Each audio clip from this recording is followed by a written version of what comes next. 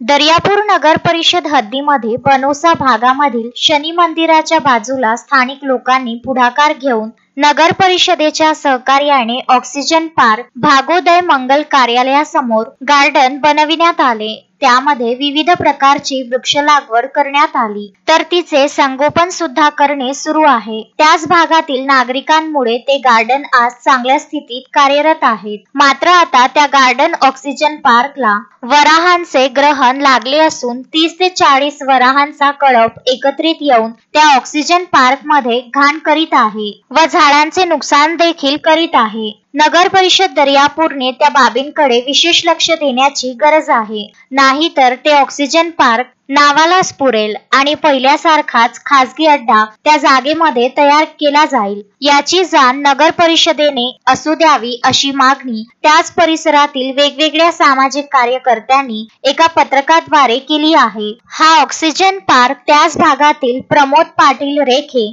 साबळे पाचकवडे, विक्रांत पाटील ठाकरे, विकी खारोडे यांनी तयार केलेले गार्डन फुलायला लागलं। मात्र आता या वराहांचा बंदोबस्त करणे ही नगर परिषदेची जबाबदारी आहे। गजानन देशमुख, विदर्भ न्यूज, दर्यापूर।